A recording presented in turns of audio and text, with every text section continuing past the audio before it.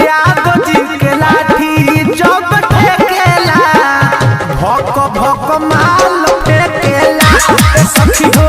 यादव जी के लाठी जब ठेकेला भक भक माल फेकेला। Presents by Seva Music. Presents by Seva Music.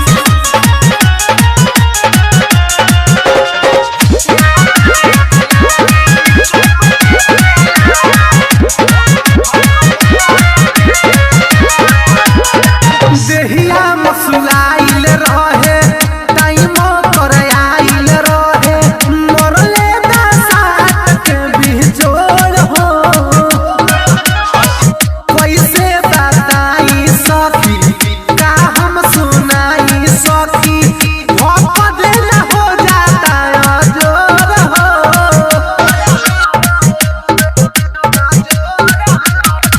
देहिया मसुलाइल रहे टाइम पर आइल रहे मरले दासात के बिजोड़ हो।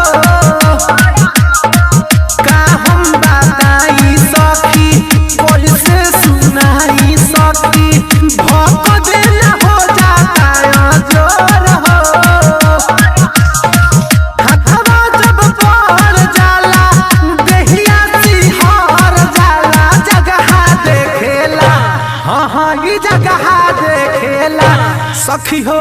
यादव जी के लाठी जब ठेकेला भक भक माल फेकेला सखी हो।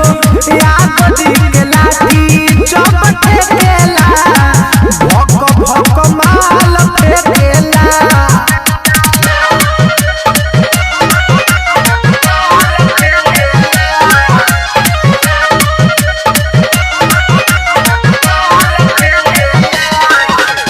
Presents by Seva Music. Presents by Seva Music. राजना बेदर्दी छुए टप टप पासे ना छुए राइटर संतोष सबके जर हो।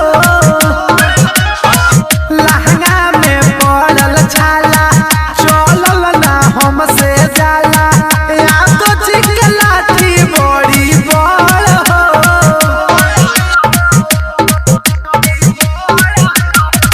राजना बेदर्दी छुए टप टप पसीना छुए राइटर संतोष सबके जर हो।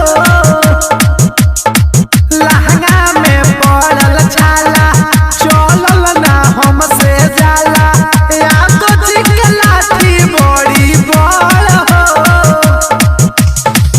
ताके ढोढ़ी के ओरी नजरी से चोरी चोरी रहिया छेकेला हाँ हाँ हाँ रहिया छेकेला सखी हो।